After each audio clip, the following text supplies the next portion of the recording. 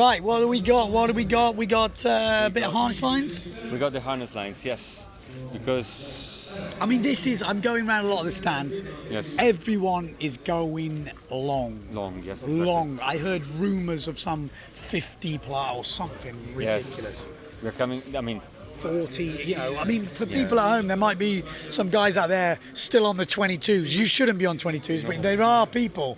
I know Lake Garda is a classic. There's a few 22s I out saw there. also here in Deafy Wind with 40. It was like 35 knots the other day. I saw guys going with like super short harness lines. I was like, oh, how can they do it? What size are your normal lines on a fin? Let's say. On a fin, it depends on the sail size. So like on an 8.8, I have 24, 26. Yeah. And when I go down to 5.6, I have 36. So it's like 10 inches longer. But I think it's good for people at home to hear that because you are using ranges from different sizes. Yeah, absolutely. The theory being on the big sizes, I can just show you. Yeah. You can turn around to the camera. So, light wind, right? What happens is that you're trying to get the maximum power out of your sail. Yeah. Yeah. So you're standing straight. Yeah. Yes. And you're keeping, and because your harness lines are short, you're standing straight, and at the same time, you're also railing the board more because you're standing straight. So you can actually put the board on the rail to stand straight. But if the gust comes, from the back, you fall forward easy. Yes. Yes. But sorry for pushing you, but no, it's okay. It's fine. if you're going strong wind, yes. Yeah. And the moment you're like going lower, so if you go lower like this, and I push you, like you don't get lifted, So if you go longer harness lines, you're actually using more the body weight. You're actually also flattening more the board on the water. And when the gust comes, it has to lift you up before it can make you catapult, let's say. Yeah. But if you have short harness line, you're so close to the boom, then when the gust comes, it's just easy to go forward, Okay. So it's just a question of control and using more the body weight. The more the body weight you can use, the more you can also push. Yeah. And then you can go, let's say, faster or have more control in the strong wind.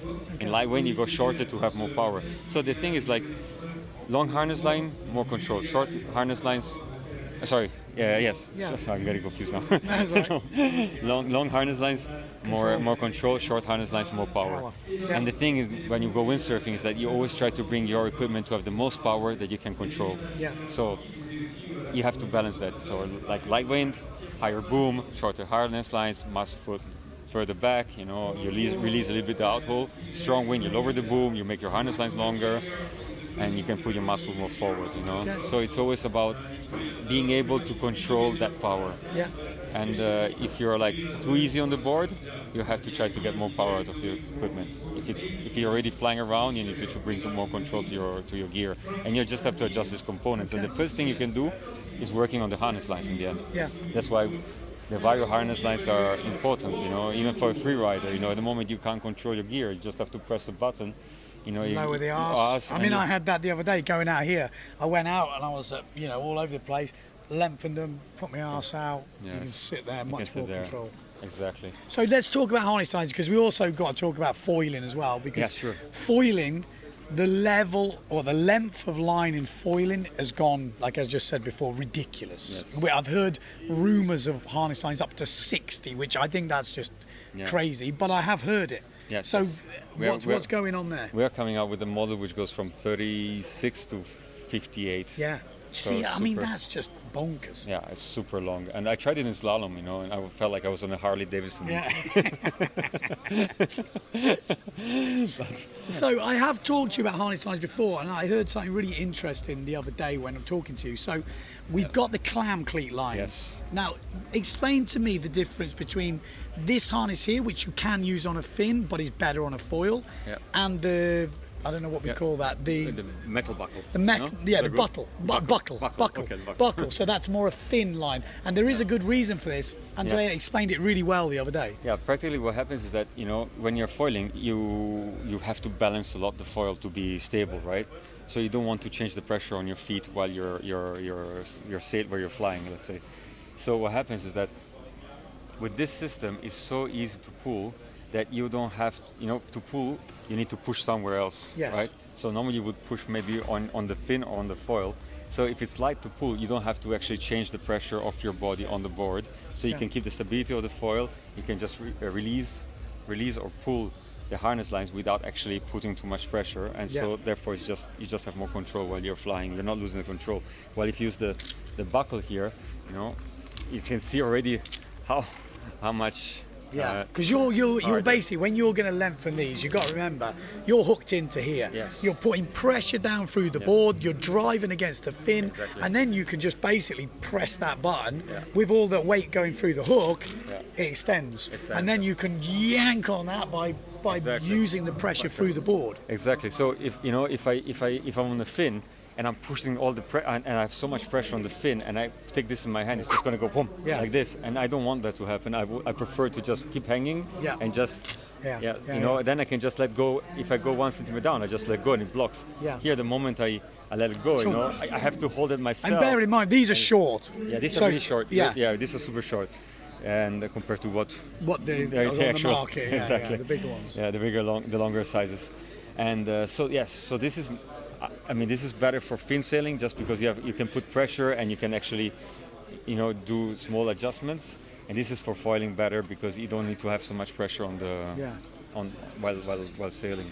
Yeah, it's interesting that because you put down a foil, you've got to pull and push on the foil, and you don't want to be doing that. You're going to put so much pressure on the foil, you're going to fly out. Yeah, it's really interesting. I enjoy it. I mean, also, some people now are using this we're selling this also a lot to people who are doing fin sailing, going on the fin. Yeah. Because they get used to just, you can't just let go like this. So what they do is like they are first pulling, holding it, and slowly letting it go. That's me. That's you. But it's hard to do that. It's not. When you're going over chop and you're like, I was going to say, it's just easier to press one shot there and that's it.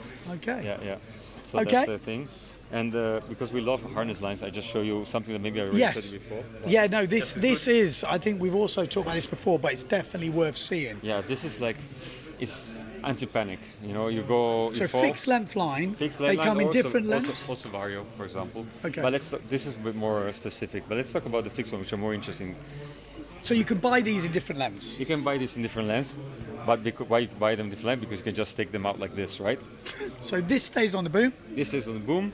You have a windsurfing center. You have this one's in a shelf. You ask the client, what size do you need? I need 26. Okay, here you go. Then he just goes to the boom, puts them, side by side like this. And that slips over the top. And slips over the top, and it's on. Oh, I can't do it because it's not on the boom. But yeah, it's much easier when it's on the boom. Yes, there, just like this, and it's on. And then if you fall and you're under the sail, you're in panic. You just have, by pulling like this, you get free from the hook. I still think, again, I've said this to Andrea before, but for me, that is the perfect windsurf center. Or if you've got a big family and you all windsurf, you all use different lines, but you're sharing booms.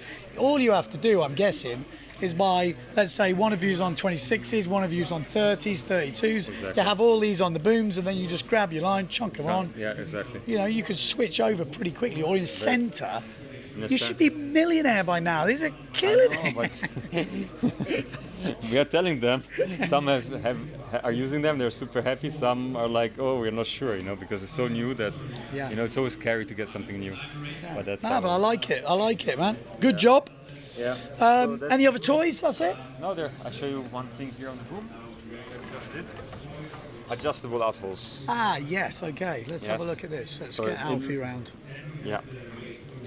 So practically. So this is adjustable outhauls for people who've never had adjustable outhaul. Yes. This goes to the cleat this down goes here. To the cleat. This goes to the other cleat, exactly. And this goes through the back of the boom. Of the boom, exactly. So what happens is that everybody should have.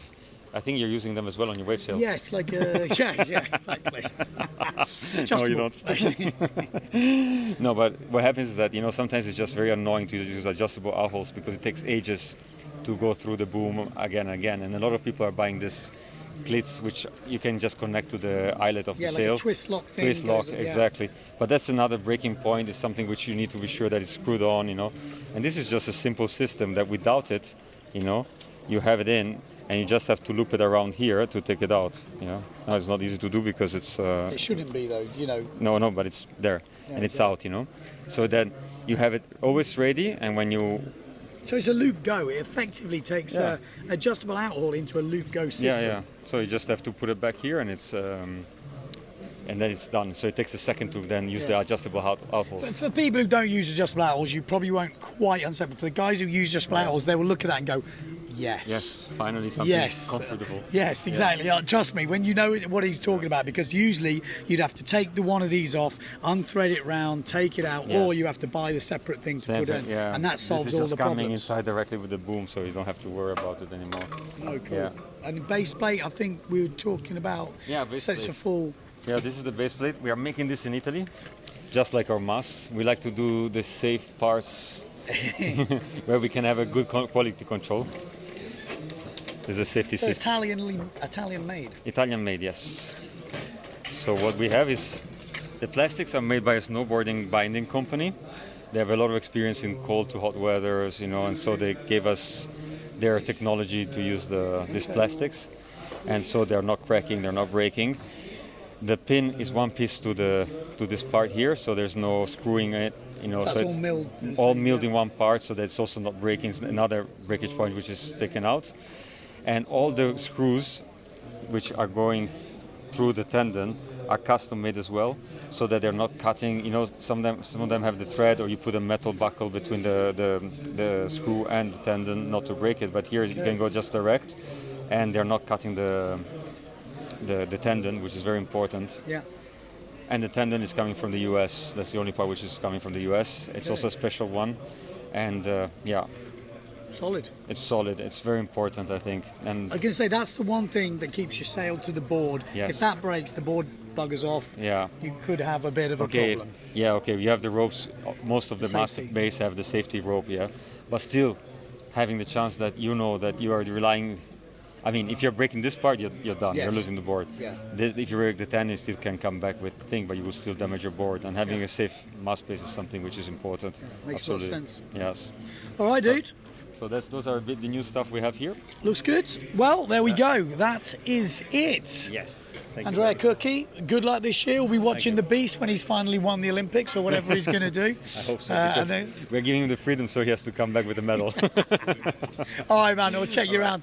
All right, let's go and find out who else we've got. If you enjoyed that, we have got lots of episodes that you might have missed, and there's plenty more coming. Stay tuned to the channel.